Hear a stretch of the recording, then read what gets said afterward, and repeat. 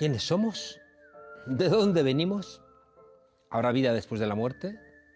¿No es cierto que la política es una montaña rusa donde los que ayer estaban arriba hoy están abajo y viceversa? Y haciendo preguntas, ¿Dios existe? ¿Existe el socialismo? ¿Es Girauta un órrico de extrema derecha?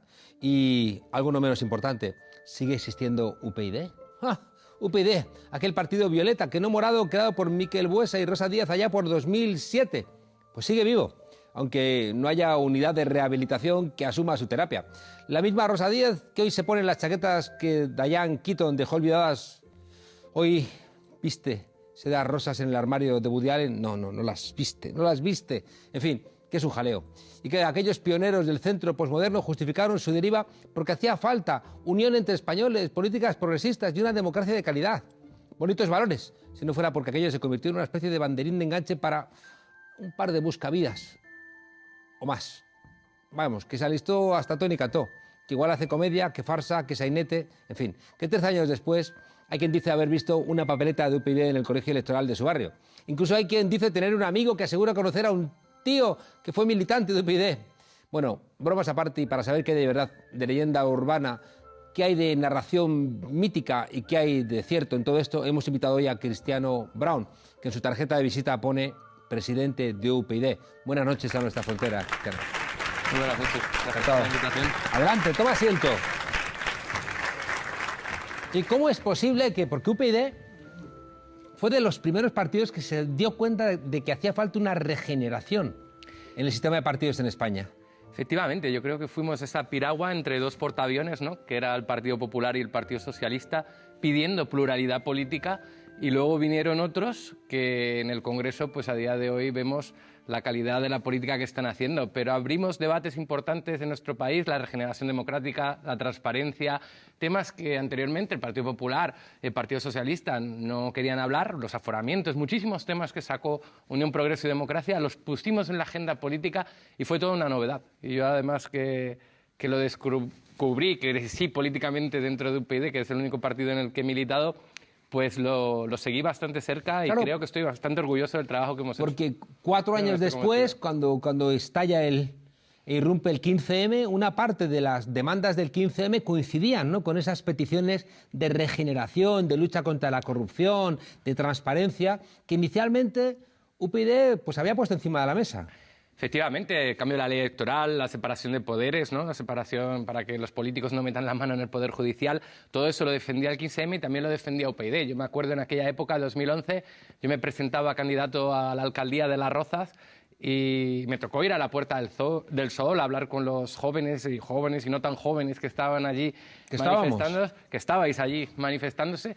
Y me parece que UPyD fue muy respetuoso con el movimiento del 15M porque otros partidos intentaron entrar y formar parte del 15M, en cierto modo pescar votos en el 15M, y UPyD, defendiendo propuestas muy similares al 15M, se mantuvo, en cierto modo, un paso atrás y haciendo su política institucional en las instituciones donde estaban. ¿Y habéis analizado qué falló? Porque a día de hoy, ¿qué contáis? Con una eurodiputada, ¿no?, 130 concejales y algunas alcaldías. Claro, nosotros, a ver, en Pero análisis... se ha quedado prácticamente... Bueno, a ver, tenemos por debajo de Ciudadanos. Por supuesto, ahora mismo es obvio que la gente sabe dónde estamos. O sea, yo soy bastante realista, sé la situación real de UPyD, estoy muy orgulloso del trabajo que esa eurodiputada que has dicho, Maite Pagazaurtundúa, está haciendo en Europa, pero el análisis en sí es que en las políticas acertamos. Crear un partido político... Ponerlo donde lo puso Rosa Díez no es algo fácil. Las disputas internas también en los partidos pasan en todos los partidos. Las organizaciones políticas son difíciles de llevar y ocurren muchísimos factores. Yo no soy del factor conspiranoico de que los grandes poderes fueron a aplastarnos. Tampoco creo que todos los errores fueran internos. Creo que hay un poco de todo. Fue una experiencia política novedosa en España, otros intentaron seguir el ejemplo y ahora hay que aprender de nuestros errores para volver a poner a UPyD donde tiene que estar. Hubo un momento, Cristiano, muy relevante, ¿no? Y era cuando Albert Rivera, junto con todos los que apoyaban a Albert Rivera, ofreció, ¿no?, a Rosa Díaz hacer una formación conjunta. Y en aquel momento Rosa Díaz se negó, y aquello parece que fue el comienzo del fin. Sí, yo no formaba parte de la dirección en aquella época. Es verdad que UPyD realizó un informe explicando esas negociaciones. Yo entiendo las diferencias que podían tener en aquel momento. Es verdad que el momento que estamos viviendo ahora en España no es el mismo. Analizarlo ahora, donde sí que creo que hay que llegar a acuerdos políticos por el interés general de los ciudadanos, tenemos que dejar a un lado las siglas de los partidos y pensar más en el bien común. En aquel momento todos eran bastante nuevos en este resurgimiento de la política de la calle al Parlamento. Todos estábamos plantando cara al bipartidismo y podía haber cierta desconfianza sobre las intenciones reales de cada uno. Creo que Ciudadanos ha hecho una buena labor desde el centro político.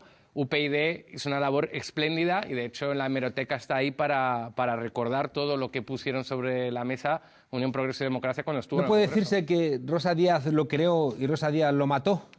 No, porque no está muerto a día de hoy. Es verdad que lo has leído anteriormente, decíamos que tenemos menos representación, pero tenemos gente con una vocación política importantísima, vocación de servicio público. Además, tenemos un discurso que la gente de este país lo está deseando escuchar.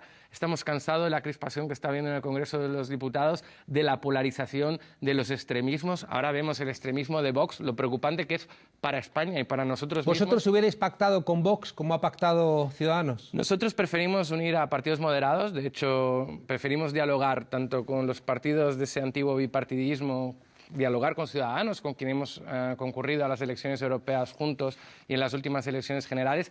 Preferimos hablar con partidos moderados que con partidos que viven de la crispación, de populismo, de medidas que nosotros no compartimos. Creemos que España no necesita eso. España necesita grandes consensos, grandes pactos de Estados, grandes reformas para de verdad transformar este país, porque aquí hemos sufrido una crisis económica muy dura. Parece ser que estamos esperando a la bonanza económica volver a salir de la crisis a base de ladrillo y a base de turismo, sin haber emprendido las reformas que necesita España, lo cual la gente, si viene otra crisis económica y volvemos a caer y estar en la cola de Europa, vamos a estar muy arrepentidos de no haber emprendido esas reformas. Claro. Con lo cual hay que cambiar un poco lo que se ha venido haciendo hasta ahora.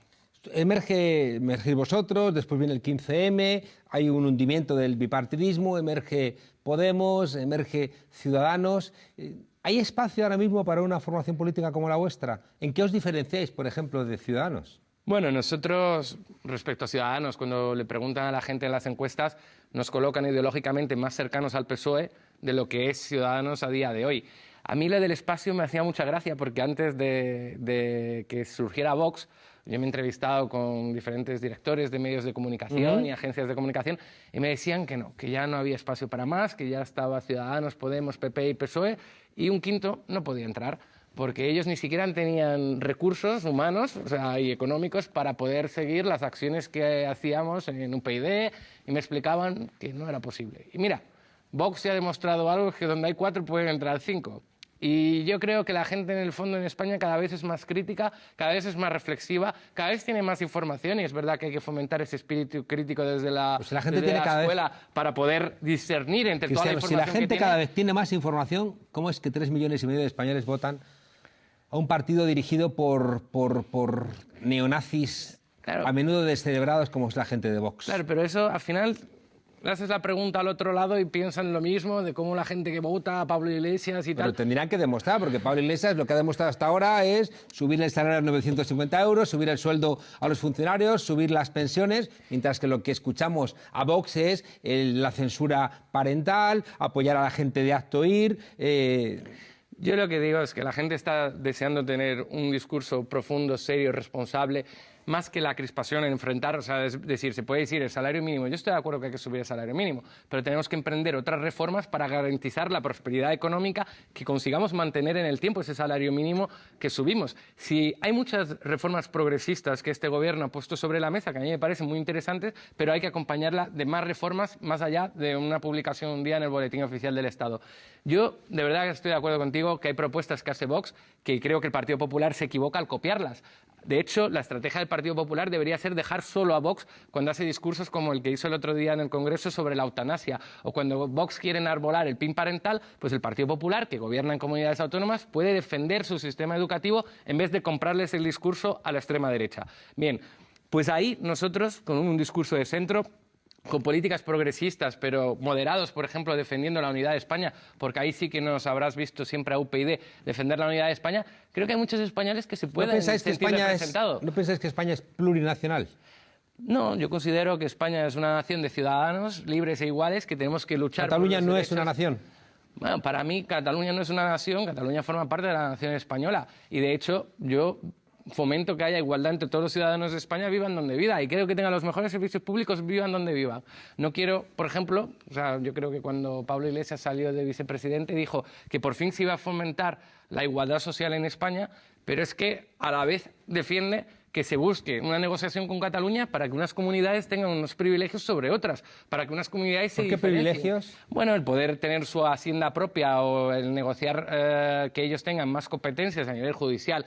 O a día de hoy hablamos, por ejemplo, y ahí sí que me encontré con Podemos en muchísimas ocasiones, de la equiparación salarial, Mossos de Escuadra, Chainas con la Guardia Civil. Podemos estaba en esas manifestaciones. Yo no entiendo ahora por qué tenemos que, en vez de caminar en la línea de la equiparación salarial con la policía, tenemos que sacar la chequera para contentar al señor Torra y dar más dinero para los Mossos en Cataluña. Yo creo que hay que fomentar la igualdad real. Vosotros sois constitucionalistas, ¿no? ¿Ah? Vosotros sois constitucionalistas. Sí, ahora es que es esto de los bloques, hay que ¿Estáis a favor de la Constitución?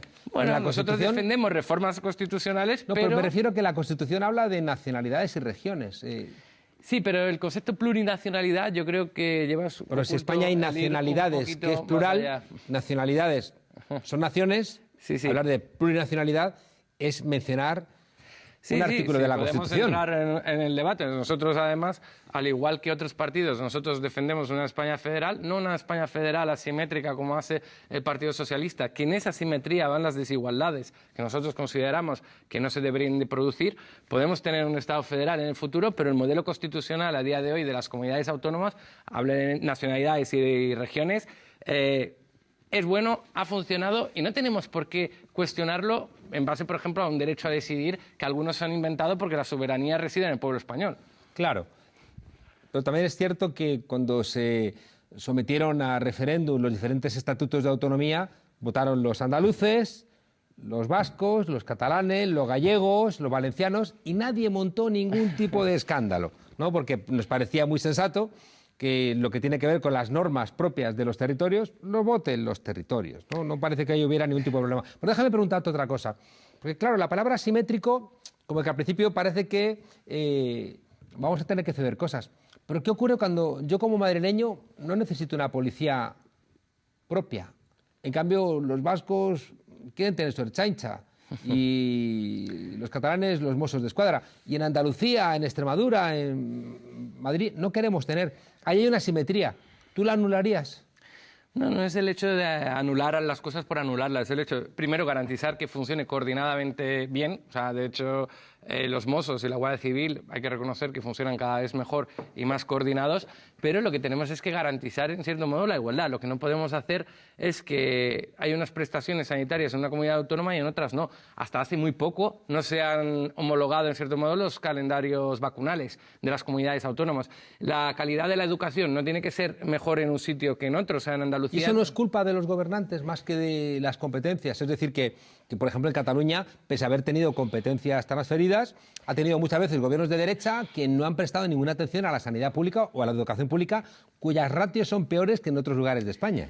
Más que culpa de los gobernantes, de todas formas habría que ver, hay un sistema de financiación muy enfocado a la renta de las personas de esas comunidades autónomas, en vez de pensar en la calidad del servicio que nosotros damos en esas autonomías, porque si midiéramos la calidad del servicio podríamos premiar a los gobernantes que gestionan mejor y evidenciar, en cierto modo, a los que no saben gestionar. Ahora mismo hay un ejemplo claro en Cataluña de no saber gestionar. De hecho, están obcecados con un único tema y no están resolviendo los problemas de los catalanes. Hay múltiples cosas en el sistema que no están funcionando bien que había que pensar. Si nosotros recuperamos, por ejemplo, sanidad y educación para el Estado, podríamos dejar la gestión en manos de las comunidades autónomas y sería mucho más fácil ver dónde se gestiona eficientemente, qué servicios se dan de calidad a los ciudadanos, porque en el fondo es eso lo que nos pide la ciudadanía. La gente quiere tener una muy buena educación y eso tiene que ser prioritario para el desarrollo de nuestro país. ¿Eso significa que hay que retirar el dinero a la educación concertada para primar más la educación pública? Mira, seamos realistas. O sea, España, yo soy un gran defensor de la educación pública. De hecho,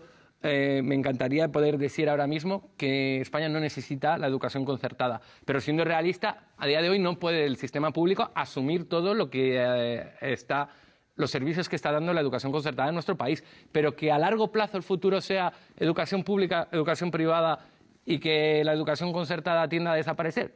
Pudiera ser lo más normal. Ahora mismo no sería lógico atacar a la concertada. Oye, Rosa Díaz siempre parece que se envolvía en la bandera española y ha insistido mucho, ¿no?, en una suerte de nacionalismo español y se ha acompañado, ¿no?, de gente que hacía de la lucha contra los nacionalistas catalanes o vascos su principal bandera. ¿Qué es ser español? Bueno, se lo preguntas a alguien que ha nacido en Brasil, que tiene un apellido inglés, el otro apellido italiano, y que está muy contento de llevar más de 25 años viviendo en España, y me siento plenamente español. Yo creo que ser español es más un sentimiento de apego hacia tus conciudadanos, más que allá que el territorio en sí o la bandera. Todos los del PP no son españoles. Los del PP no son españoles porque han estado robando a España, han incrementado las desigualdades, han generado las diferencias entre los diferentes territorios. No sé si eso del apego sería un buen elemento para ser español. El problema es que miramos quiénes son mejores españoles que otros. Aquí todos somos españoles y deberíamos tener todos aprecio. Por ejemplo, a la bandera yo, mira, no soy gran defensor de ir con las banderas por la calle, pero sí que me da un poco de recelo que sea la derecha la que se quiera atribuir el uso de la bandera. Yo creo que la bandera es de todos, es una bandera constitucionalista, no tiene nada que ver con la bandera de la dictadura. Pero, Cristiano, el otro día veíamos una imagen donde en un acto del partido de la CDU alemana, uno agarra una bandera y se la quita Angela Merkel y le dice no, la bandera es de todos, no es de este partido. En cambio, se la querían dar, creo, y ella la devolvió como diciendo no me la des, sino que es de todos. Claro, mientras que aquí el Partido Popular o Vox parece que nos dan con la bandera en la cabeza y a veces es complicado una bandera que se identifica en exceso con la derecha. Y mira que lo hemos intentado, pero... Ahí es donde creo que desde la izquierda hay mucho trabajo por hacer y pedagogía. De verdad, que nadie piense que por llevar la bandera de España... Por eso cuando hay un mundial de fútbol es todo mucho más bonito, se ve mucha más bandera de España y nadie piensa que uno es facha por llevarla por la calle. Entonces, yo, que no sé, considero que la gente cada vez viaja más, los jóvenes hacen Erasmus y viajan por el mundo y no ven problemas en otros países en relación con la bandera. Y tiene que ser un símbolo, más que de recordar al pasado, de defender todo lo que hemos construido en esta España, democracia. Y yo creo que hemos construido un golpe bastante. de Estado, pero el 18 de julio del 36, y con apoyo de Hitler y de Mussolini quitaron una bandera que habíamos votado constitucionalmente los españoles y regresaron la bandera monárquica que había sido... Europa se dividió, apoyaron unos un bando, otros a otro, y al final tuvimos un drama que es la Guerra Civil Española. Pero ahora mismo el objetivo es precisamente el contrario, es en un proyecto común europeo que está justo para evitar dramas como las guerras mundiales, tenemos que nosotros en España buscar algo similar para evitar confrontar a la ciudadanía y pensar en lo que podemos hacer. Oye, ¿vais a juntaros con esa España Suma? Bueno, España Suma fue el gran discurso del señor Casado en noviembre, ¿no? El 10 de noviembre de las elecciones. Yo no sé, al final, cuando la gente habla de juntarse, yo no sé si es estrategia partidista o un convencimiento real. ¿Estaríais en una misma formación política conjunta donde estuviera Vox?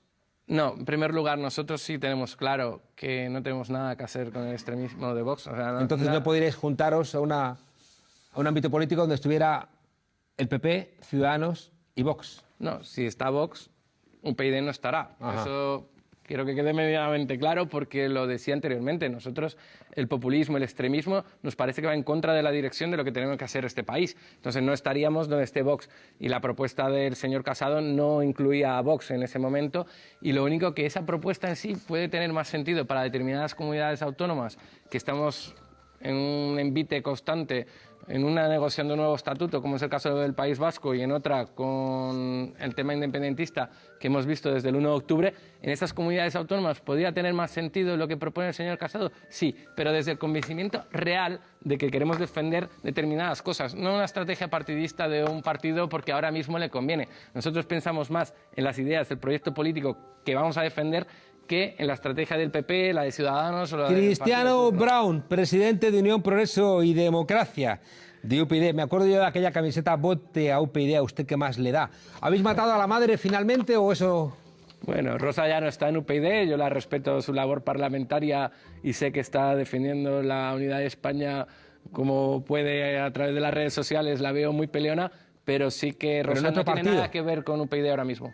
en otro partido. Es raro, ¿no?, que la fundadora... Yo, no sé, yo creo que ahora mismo está sin ningún partido, pero es verdad que en Unión Progreso y Democracia no está. Igual ha montado el propio y se ha echado ella misma de su propio partido. No sería extraño. Cristiano, muchísimas gracias, suerte y ojalá aquellas ideas de regeneración que prometisteis con cierta anticipación, bueno, pues en algún momento se hagan reales. Las seguimos prometiendo y muchísimas gracias por la invitación. Hasta pronto.